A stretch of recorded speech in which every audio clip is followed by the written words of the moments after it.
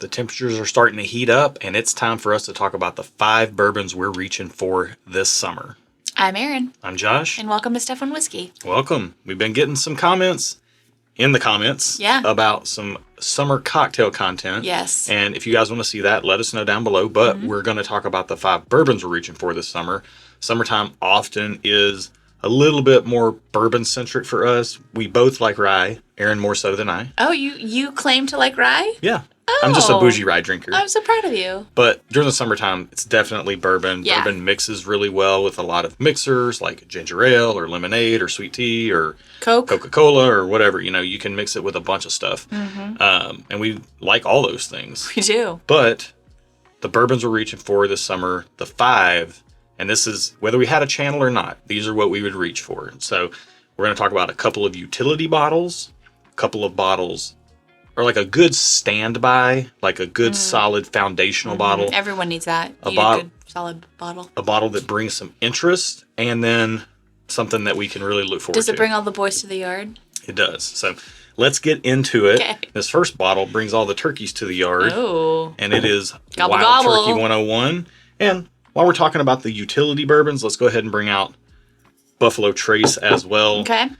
Doesn't get any more classic and standard than these two. They're honestly... But in a good way. Yeah. I think sometimes that classic or standard can get a bad rap, but like we mean that in like a good way. They're classics, they're standards for a reason. Like they are the standard against which things are judged. And they maybe could have been predictable choices, but we're not in the business of being dishonest. We just... Yeah. Honestly, these are the things we reach for during summertime months. And we're also very predictable people. Yeah. Well, Wild Turkey 101 is maybe not the thing you want to sit and eat all the time. Works great as a mixer. This is a 750 milliliter, but you can get a handle for very inexpensive prices. Works great as a mixer. Stands up in cocktails. Just gets the job done.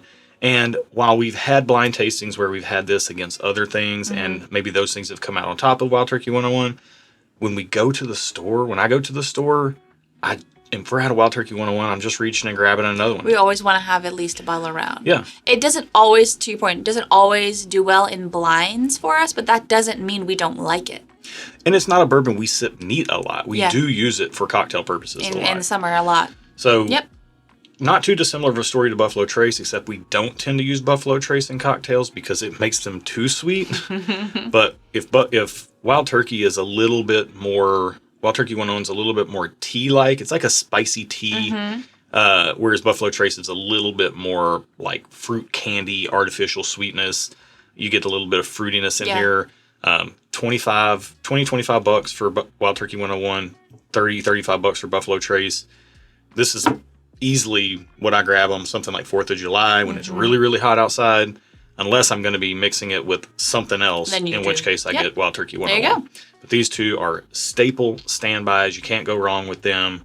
Let's get into the bedrock of the summer pours. This is my favorite bottle on planet Earth to drink on ice. Okay.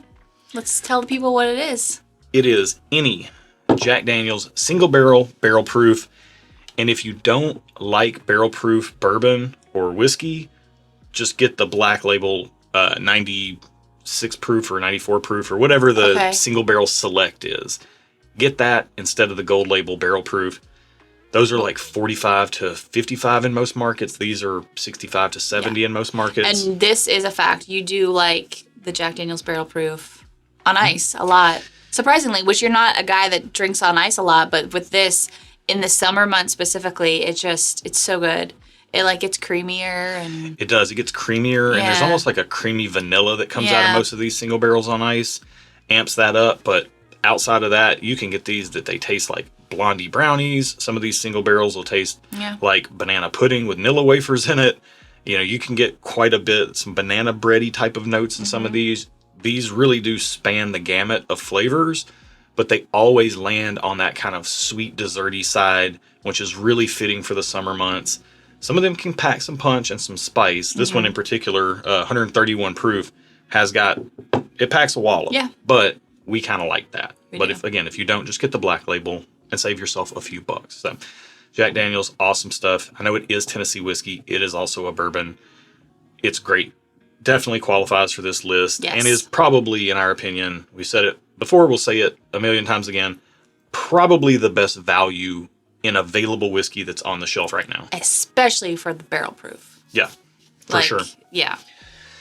Next up, and this will be where we get into a bottle of interest. Okay. And multiple things could have qualified for this. A lot of times we like to get something that maybe finished in a nice way.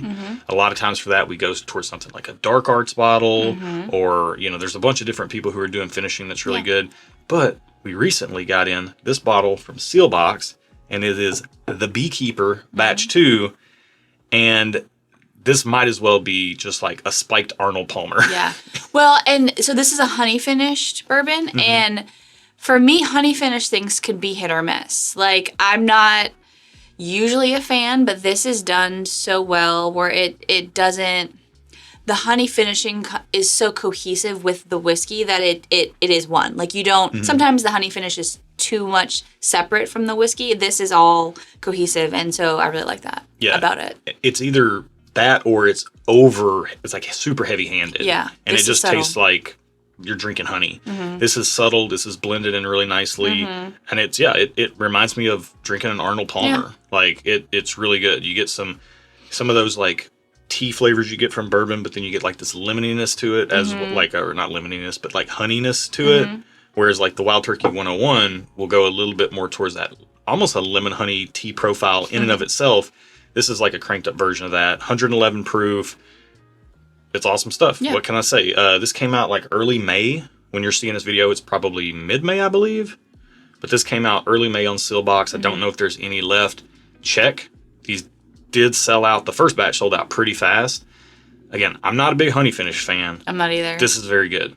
If there are any left, and it's like $70-$80, like, well worth grabbing. Yeah. Especially if you like honey finish stuff. This is a really good example. If you don't like it, also a very good example. Case in point. Last bottle up on our list, and this is where we want to have something that's a little different from the rest, that's a bit of a elevated sipping experience. And if I were going to pick something that is just kind of a slam dunk and that isn't represented on the board, I'd probably just pick an Elijah Craig barrel proof single barrel pick, especially a toasted barrel single barrel pick if you can find one of those, 110-ish bucks or so. But if we're really being true to ourselves, it's going to be a Nashville Barrel Company bottle. I was wondering when an NBC is going to show up. I was like, this is not the Josh that I know. Well, as of the recording of this, just yesterday we celebrated our wedding anniversary, and it was our 7-year anniversary. Yeah. And what bottle did we grab to celebrate with that? We grabbed a 7-year Nashville Barrel Company single barrel. Sunday brunch specifically, if you are familiar with our barrel picks, and it was delicious. Now, this one is our barrel pick. This is Nashville House, but we do a fair few barrel picks at Nashville Barrel Company, but there are also single barrels that are just available on their website. We live locally, but even if you don't live locally, if you're in a state, if you're in a state where they ship, you can get their stuff. You can just go to if you just type in Nashville Barrel Company, buy spirits or whatever, it'll come. I'm sure you just go to their website and they will probably that too. Have a link directly from their site. Yeah, check it out. They've got some awesome single barrels over there. It is you kind of have to know who's picking the single barrels or what purpose they're serving, because they do a lot of different things over there.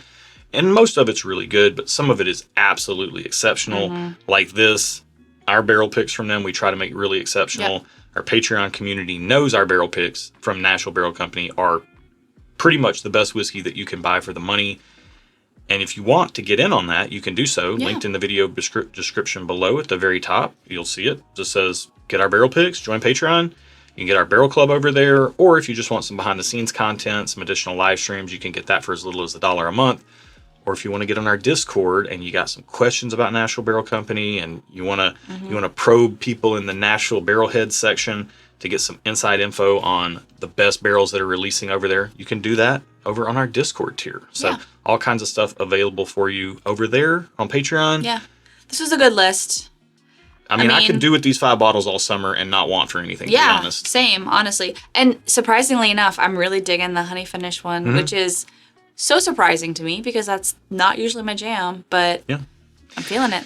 Yeah, and again, this is Sealbox. I do have to give a shout out to places like Dark Arts and why am I blanking on them? Starlight. Starlight does some awesome finishing as well. But Starlight and Dark Arts are kind of our go-to for good finished products. Sealbox came through with this one though. So It did. Okay. if you like these, let us know in the comments below. Or if you're going to pick 5 bottles for the summer, what would you change? Let us know your 5 bottles in the comments below. Let us know what you would pick. I think it'd be interesting to see, to have everyone see what other people would pick. Yeah. And maybe you'll find some kindred spirits down in the comments. Absolutely. Yeah. So thanks for watching. Thank you guys for watching our video. Be good to each other, and until next time. Cheers. That was a good video. I like these bourbons. I like big bourbon. butts and I cannot lie. You other brothers can't deny. I like big bourbons. When a bourbon walks in with itty bitty waist and a buffalo trace in your face. You get sprung. I'm not gonna finish that. Keep it PG, bro. Keep it PG.